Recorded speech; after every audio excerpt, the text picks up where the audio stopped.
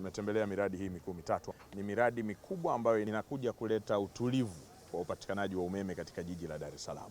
Tayari serikali imewekeza zaidi ya bilioni 280 kwa ajili ya kuweka vituo vya kupoozea umeme na njia za kusafirishia umeme. Ni katika maeneo ambayo yanatumia umeme mkubwa sana katika nchi yetu.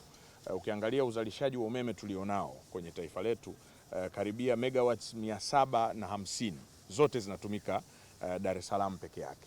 Kwa hiyo wananchi walikuwa wakiona low voltage, wananchi walikuwa wakiwa wanaona huduma ya umeme saa nyingine haipatikani kwa uhakika. Kwa hiyo tunachokifanya, uwekezaji huu uliofanywa na serikali ni katika kuhakikisha tunaweka umeme wa uhakika kwa watumiaji wa kawaida wa majumbani, lakini vile vile viwandani. Kwa Dar es Salaam mmeona muda mwingi tulikuwa tunategemea kituo cha Ubungo.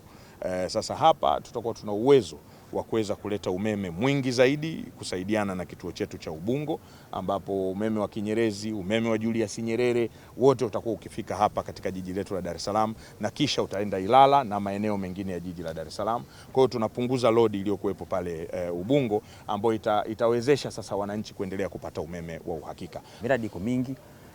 Mheshimiwa Rais amewekeza zaidi ya trilioni 15 miradi ambayo inaendelea, na sehemu hii mmeisikia ni bilioni 280. Sasa tulikuwa Gongo la Mboto, Kinyerezi 1 extension na hapa, na malengo mahususi ni kuboresha huduma zetu.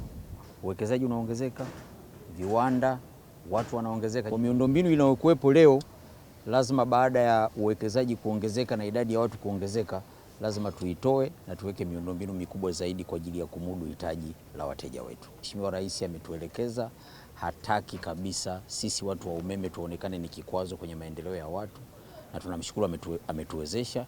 Jitihada zote hizi zinaendelea kuhakikisha umeme unaendelea kuwa sekta wezeshi kwenye biashara, uwekezaji na huduma.